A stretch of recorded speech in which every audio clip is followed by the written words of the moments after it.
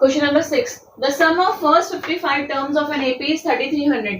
यहाँ हमको क्या गिवन है? Sum of first 55 terms, it means हमारा यहाँ पर SN मींस S55 गिवन है, व्हाट 3300, ये मेरे को कंडीशन यहाँ पे गिवन है, correct. Sum of first 55 terms is 3300। मुझे निकालना क्या है? 28th टर्म, मतलब मेरे को T28 फाइंड आउट करना है, करेक्ट। सॉल्यूशन देखते हैं कैसे करते हैं। जो गिवन है उससे उठाते हैं SN, that is n/2 2a plus n-1d, ये मेरा फॉर्मूला है SN का। मुझे S55 गिवन है, तो n मेरा यहाँ पे आ गया 55/2। S55 it means n equal to 55, n की स्पेस पे 55 पुट डाउन किया। 2a, a क्या है नहीं पता, n क्या है अगेन 55 -1, d क्या है नहीं पता, ओके। लेकिन मुझे S55 की वैल्यू दी हुई है 3300, क्वेश्चन में दी हुई है, equal to 55/2 2a plus 54d, correct.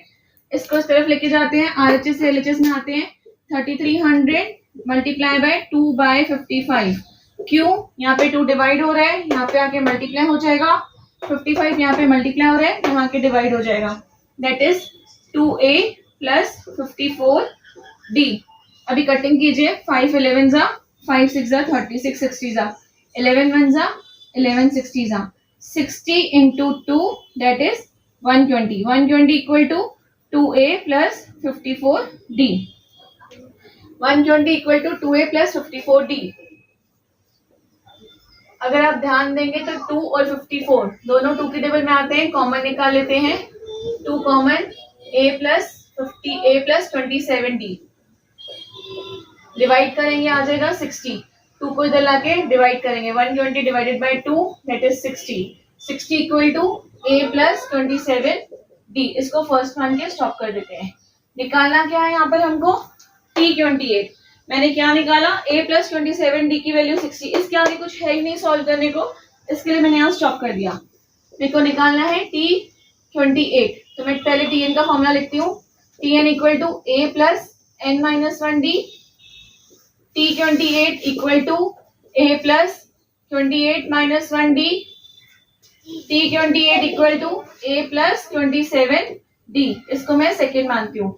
अगर आप ध्यान देंगे क्या आया? a प्लस 27d, यहाँ पे क्या है? a प्लस 27d, दोनों इक्वल है, it means from first and second T28 equal to 60 और 28th term equal to 60।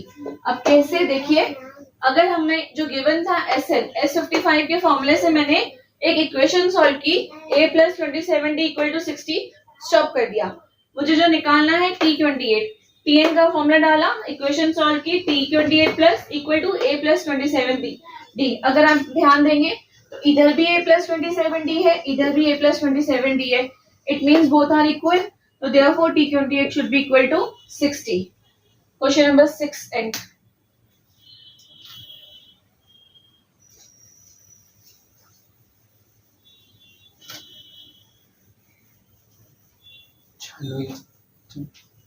Pause कर दूं? Question number 7. In an AP, sum of 3 consecutive terms is 27. Their product is 504. अब सबसे पहले what is consecutive terms? Consecutive terms क्या होती है? Consecutive terms मतलब serial wise. अगर एक नंबर मेरा 1 है तो another is 2 3, एक नंबर मेरा 10 है तो next is 11 12, -4 है तो -3 -2, इस तरीके से सीरियल वाइज चल रहे हैं। तो कॉन्सिक्यूटिव मतलब सीरियल वाइज, सीरियल ऑर्डर में। In an AP some of 3 consecutive terms, तो अब मुझे बताया गया है कि 3 कॉन्सिक्यूटिव टर्म्स मुझे दी गई हैं जिनका सम 27 है। सम मतलब होता है प्लस। सेकेंड कंडीशन में बताया है उनका प्रोडक्ट, प्रोडक्ट मतलब मल्टीप्लाई, प्रोडक्ट मुझे दिया हुआ है 504। हमें टर्म्स निकालनी है और हमें क्वेश्चन में यहाँ पे इन्होंने हिंट भी दे दिया कि आप जो 3 कॉन्सिक्यूटिव टर्म्स बोल रहे हो that is a minus d, a and a plus d। Solution देखिए कैसे करेंगे इसका। लेट 3 कॉन्सिक्यूटिव टर्म्स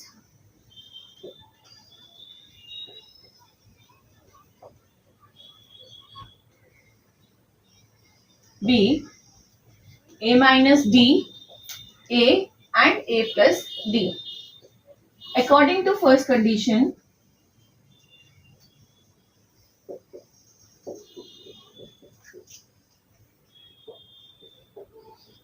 क्या है हमारी फर्स्ट कंडीशन कि अगर हमने इन तीनों टर्म्स को ऐड किया, प्लस किया, सम किया, तो हमारा आंसर 27 होना चाहिए. It means A minus D plus A plus A plus D. ये मेरी कंडीशन है 27. A and A that is 3A. D and D plus और माइनस कट जाता है, तो that is 27. A equal to 27 divided by 3, therefore A equal to 9. 3 ones are 3, 3 nines are 27. ठीक है, ये मेरी फर्स्ट कंडीशन सॉल्व करके मेरी A की वैल्यू आ गई. अब सेकंड कंडीशन क्या है? प्रोडक्ट. प्रोडक्ट मीन्स होता है मल्टीप्लाई. यहां पर ही ले लेती हूँ. अकॉर्डिंग टू सेकंड कंडीशन, इनको मल्टीप्लाई करेंगे. It means A minus D, A and A plus D. अगर इनको मैं प्रोडक्ट करूंगी तो मेरा 504 आ रहा है. अब मैं क्या करती हूँ, ये A माइनस डी और A प्लस डी को साथ में रखती हूँ. इस एक को थोड़ा सा इधर कर देती हूँ. A minus D, A plus D equal to 504. यहाँ पे आ जाते हैं. अब अगर आप ध्यान देंगे, A minus D, A plus D, हमारा एक फॉर्मूला है A plus B and A minus B equal to A square minus B square. ये मेरा फॉर्मूला है जो मैं यहाँ पे अप्लाई करने वाली हूँ. एक बार माइनस हो रहा है, एक बार प्लस हो रहा है, that is A square minus B square. तो ये A तो यहाँ ही रहेगा. इसके बाद इन दोनों को फॉर्मूला वाइज अप्लाई किया. A square minus D square, that is A square minus D square equal to 504. अब A की वैल्यू क्या है? 9. Substituting the value of A,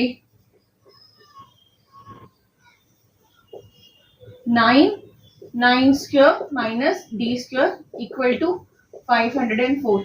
9 81 minus D square equal to 504. 81 minus D square equal to 504. 9 यहाँ पे multiply हो रहा है, यहाँ आके डिवाइड हो जाएगा. कटिंग कीजिए. 9 1 9, 9 5 45, 5 रिमेनिंग हुआ 56. 81 minus D square equal to 56. Now D square equal to 81 minus 56. D square equal to 7 minus 25. D equal to root 25. जब भी हम टेकिंग स्क्वायर रूट, अगर हम स्क्वायर रूट लेंगे तो हमारा ये स्क्वायर हट के इधर रूट आ जाएगा. Plus minus that plus minus 5. मैंने दो कंडीशन ली. दोनों कंडीशन में फर्स्ट कंडीशन में सम दिया हुआ है, sum of the consecutive term that is 27. 27 put down किया. तीनों कंडीशन के हिसाब से A minus D, A plus d, तीनों को ऐड किया 27. इसको सॉल्व करके मेरी A की वैल्यू आ गई. सेकंड में मुझे बोला गया प्रोडक्ट इज 504. मल्टीप्लाई किया तो 504. मैंने क्या किया, यहाँ देखा एक बार same condition A minus d है. मैंने क्या किया, सेम कंडीशन देखा, एक बार A माइनस डी है, A प्लस डी है, तो इनको मैंने इस formula wise A square minus B square के वाइज लगा दिया. That is A square minus D square. Substitute की वैल्यू ऑफ A की वैल्यू 9 थी. सब्स्टिट्यूट करके मेरा D आ गया, क्योंकि D यहाँ पे D स्क्वायर निकाला 25. अगर मैं इसको स्क्वायर रूट लूंगी 25 प्लस 5 और माइनस 5. अब मेरे पास A की वैल्यू भी आ चुकी है, मेरे पास D की वैल्यू भी आ चुकी है. नाउ अब देखिए D equal two plus minus 5. मेरे पास A भी आ गया, मेरे पास D भी आ गया. सब्स्टिट्यूट करते हैं value of A. Substituting value of A and D. यहाँ पे खाली आप ध्यान दीजिए, 2 बार पुट डाउन करती हूँ. मैं इसको रब कर देती हूँ तो आपको इजी पड़ेगा समझने के लिए. एक पार्ट इसका रब कर देते हैं.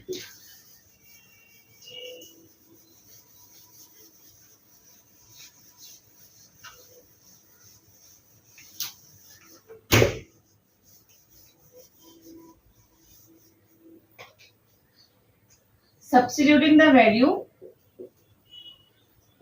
of A and D. A मेरा क्या था? 9. If A equal to 9 and D equal to plus 5. मेरे यहाँ पे D 2 आए, एक प्लस 5 आंसर आया है, एक माइनस 5 आंसर आया है. तो मैं दोनों डी को प्लस और माइनस डाल के उसकी वैल्यूज आंसर्स निकालूंगी। If a equal to 9 and d equal to -5, first term क्या था? First term a minus d, that is 9 minus 5, 4. Second term a, that is 9. Third term a plus d, that is 9 plus 5, 14. अब इसी तरह अगर मैं d को -5 लेती हूं तो फर्स्ट टर्म मेरा क्या है? a minus d,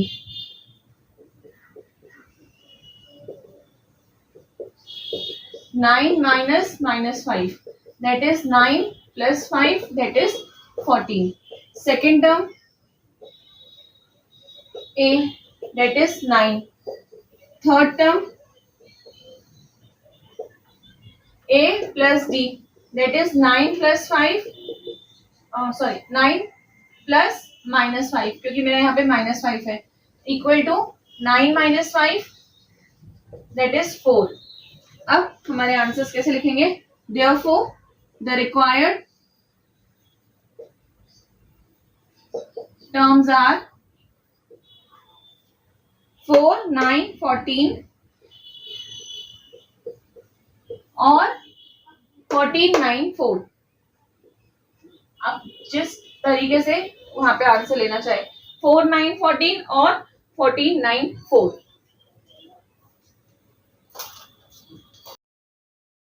question number 8, find 4 consecutive terms in an AP whose, अब देखिए मैंने यहाँ पे कंडीशन में, इस क्वेश्चन में मेरे को 2 कंडीशंस दी हुई है। आपके समझने के लिए मैंने इसको ए और बी डिवाइड कर दिया ताकि मैं आपको इजीली समझा पाऊं। Find 4 consecutive terms। सबसे पहले consecutive का मतलब क्या है? consecutive मतलब जैसे अगर मैं एक टर्म में 7 लेती हूँ तो नेक्स्ट इज 8, नेक्स्ट इज 9, 10, ये 4 consecutive terms। अगर मेरी फर्स्ट टर्म में 5 है, 6, 7, 8, इसके बाद क्या आ रहा है, इसके बाद क्या आ रहा है, इसके बाद अगर मेरी फर्स्ट टर्म -10 है तो देन -9, -8, -7, समथिंग इस तरह, एक के पीछे एक serial wise. Find 4 consecutive terms in an AP whose sum is 12. What is the meaning of sum here? sum का मतलब होता है प्लस। अगर मैं उन 4 टर्म्स को प्लस करती हूँ तो मेरा आंसर 12 होना चाहिए। ओके, सेकेंड कंडीशन है sum of third and fourth number. मतलब अगर मेरे ये 4 नंबर है, मैं इनको प्लस कर रही हूँ तो मेरा 12 आ रहा है। ओके, लेकिन मैं ये थर्ड और फोर्थ को खाली प्लस कर रही हूँ तो मेरा आंसर 14 आ रहा है। अब कैसे स्टार्ट करेंगे? यहाँ पर आपको एज्यूम दिया हुआ है, एज्यूम करो कि आपके नंबर्स जो हैं, आपके 4 कॉन्सिक्यूटिव टर्म्स जो हैं वो ये a minus D, a plus d, a plus 2d है। तो हमको ये मानना है, हमको मानना है कि हमारे 4 टर्म्स जो हमको दी हुई है वो हमारा a minus D, a plus D और a प्लस 2d है। तो अपनी कंडीशंस के हिसाब से, इनके हिसाब से इनको पुट डाउन करेंगे, देखते हैं क्या वैल्यूज निकलती हैं सॉल्यूशन में। लेट 4 consecutive terms be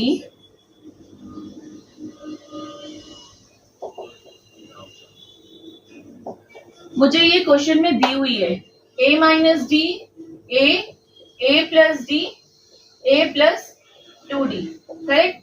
अब अकॉर्डिंग टू फर्स्ट कंडीशन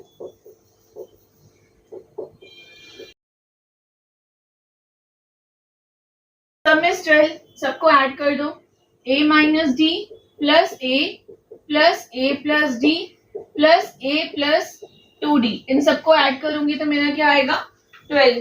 देखिए a एंड 4 थे, this is 4a plus d and minus d cut जाता है, यहाँ क्या बचा 2d equal to 12।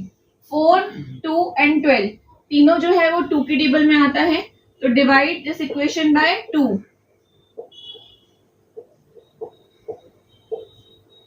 2a plus d equal to 6, इसको मैंने फर्स्ट मान के स्टॉप किया। अब सेकेंड इक्वेशन, सेकेंड कंडीशन की बात ले लेते हैं। According to second condition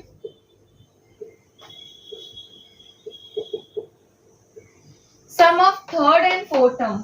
what is third and fourth term? Third is a plus D, fourth is a plus 2d। तो मेरी सेकेंड कंडीशन के हिसाब से a plus d plus a plus 2d equal to 14.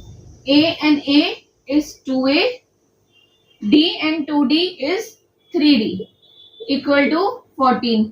अब 3d equal to 14, इसको मैं second equation मान लेती हूँ. अब मेरे पास दो इक्वेशन आ गई, इनको सॉल्व करना है. देखिए मेरे पास यहाँ पे 2a एंड 2a सेम है, दोनों का साइन, यहाँ पे भी एडिशन है, यहाँ पे भी एडिशन है. आपको बताया कि जब दो सेम साइन वाले कोएफिशिएंट्स होते हैं तो हम उन दोनों इक्वेशंस को सब्ट्रैक्ट करते हैं ताकि हमारा साइन चेंज हो जाए. Subtract equation 1 from equation second. अब सेकेंड इक्वेशन क्या है? 2a plus 3d equal to 14. To first equation 2a plus d equal to 6. अब ध्यान दीजिए सब्ट्रैक्शन में साइन चेंज होता है. यहाँ पे कौन सा साइन है? कोई भी नहीं तो प्लस मानते हैं. साइन चेंज करके माइनस, प्लस को चेंज किया माइनस, प्लस को चेंज किया माइनस, साइन चेंज हुआ. 2a minus 2d is cut हो जाएगा. 3a minus d is 2d. 3d में से 1d माइनस किया that is 2d.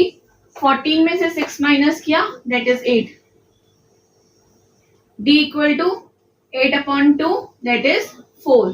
Therefore d equal to 4. अब सब्स्टिट्यूट करते हैं वैल्यू d की. सब्स्टिट्यूट वैल्यू ऑफ d किस में पुट डाउन करेंगे? कौन सी भी इक्वेशन में पुट डाउन कीजिए, फर्स्ट सेकेंड जिसमें आपको चाहिए. फर्स्ट में पुट डाउन करते हैं 2a plus d equal to 6. Equation first में 2a plus d equal to 6. 2a plus 4 equal to 6. 2a equal to 6 minus 4. 2a equal to 2. a equal to 2 upon 2. Cutting करके आ जाएगा. a मेरा कितना आ गया? Equal to 1. अब a भी आ गया, d भी आ गया, तो मेरे पास चारों टर्म्स इजीली आ जाएगी. मेरी 4 टर्म्स क्या थी? Now substituting the values.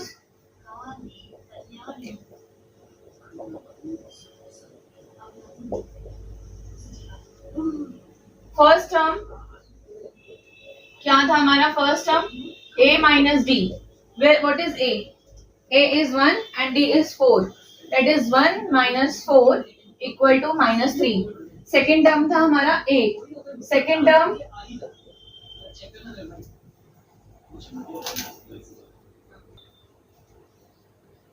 Term यहाँ पर a है. Second term a that is a हमारा 1 आया है 1. Third term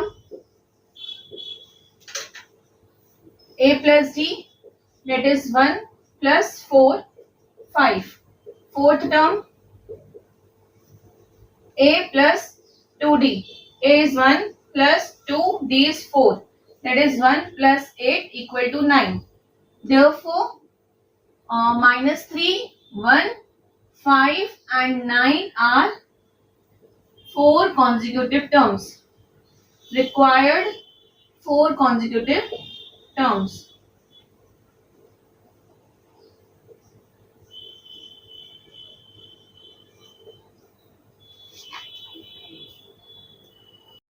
Now question number 9. If ninth term of an AP is 0. देखिए हमको क्वेश्चन में क्या दिया हुआ है. कभी भी मैं पूरा क्वेश्चन पढ़ने से पहले जितना हमको स्टार्टिंग में इंफॉर्मेशन दी है वो इंफॉर्मेशन को धीरे धीरे करके लिखते जाते हैं तो हमको मालूम पड़ेगा क्वेश्चन कैसे सॉल्व करना है, क्या करना है. देखिए ninth term of an AP it means T9 is हमेशा इक्वल टू होता है 0. मतलब मेरे को क्या गिवन है आपका? Ninth term of an AP is 0. Show that 29th term, it means T29th term आपको बोला इसका मतलब 0, इसका मतलब इक्वल टू, सॉरी इसका मतलब equal to twice the 19th term. 19th term के ट्वाइस है, ये हमको शो करना है. 29th term is twice the 19th term, ये हमको शो करना है. लेकिन हमको दिया क्या गया है? दिया गया है T9 इक्वल टू 0. तो इस T9 से हमको एक इन्फॉर्मेशन और मिल गई. हमारा यहाँ पर n मिल गया हमको 9, और क्या मिल गया? T9 की वैल्यू. ठीक है, हम स्टार्ट करते हैं. देखिए क्या है हमारा फॉर्मूला, क्या है? Tn equal to a plus n minus 1d. Tn equal to T9 हमको दिया हुआ है. a is a, n is 9 minus 1d. T9 equal to a plus 8d. Correct. अब यहाँ पे मैं ओके T9 मुझे 0 दिया हुआ है, okay 0 equal to A plus 8D, correct. अब A को 8D को इधर लेके जाती हूँ, -8D, A equal to -8D, A equal to, okay यहाँ पे मुझे एक की वैल्यू आ गई, इसको मैं फर्स्ट मान के स्टॉप कर देती हूँ। अब जो मुझे सेकेंड चीज गिवन है T29, मैं वापस से Tn का फॉर्मूला लिखती हूँ, A plus n-1D, T29 equal to A plus 29-1D, T29 equal to A plus 28D। इसके आगे मैं कुछ नहीं कर सकती, मैं एक ही वैल्यू डाल सकती हूँ इसमें से, बिल्कुल डाल सकती हूँ। T29 equal to -8D plus 28D, कैसे? From first, T29 equal to 20D, इसको मैं सेकेंड मान के स्टॉप कर देती हूँ। ओके, अब थर्ड बात करते हैं, थर्ड चीज की। हमें गिवन क्या था? 9th term of an AP, it means मेरे को T9 गिवन था, T9 इक्वल टू 0, n मुझे यहाँ पे 9 आ गया, तो मैंने Tn के फॉर्मूले में n इज इक्वल टू 9 करके मैंने एक ही वैल्यू निकाल दी, स्टॉप कर दिया। अब मुझे क्या प्रूव करना है, क्या शो करना है? T29 समथिंग और T19 समथिंग। तो मैंने पहले T29 की वैल्यू T29 डाल के फॉर्मूला में मैंने T29 equal to A plus 28D निकाला। यहाँ पे मुझे A की वैल्यू मिल गई थी, मैंने A की वैल्यू सब्स्टिट्यूट की, -8D plus 28D is 20D, stop कर दिया। अब थर्ड मुझे यहाँ पे 19th टर्म रिलेटेड कुछ दिया हुआ है, मैं वापस से Tn लिखती हूँ, A plus n-1D, T19 equal to A plus 19-1D, T19 equal to A plus 18D, correct है। अब वापस से मेरे को A की वैल्यू क्या है यहाँ पर? -8D, मैं फिर से यहाँ पर A की वैल्यू -8D डाल सकती हूँ, बिल्कुल डाल सकती हूँ, -8D plus 18D from first, T19 equal to 10D, correct. इसको मैं थर्ड मान लेती हूँ। अब ध्यान देंगे, अगर 20D is twice the 10D, it means from second and third 20D is equal to 2 into 10D, कर सकती हूँ मैं, बिल्कुल कर सकती हूँ। What is 20D? 20D मेरा यहाँ पर T29 है, 2 का मैंने 2 लिखा, into what is 10D? 10D मेरा यहाँ पे T19 है। तो इससे मुझे क्या प्रूव हुआ? Therefore T29 is twice of T19. Therefore मुझे प्रूव क्या करना है? 29 term is twice the 19th term. Therefore 29th term is twice the 19th term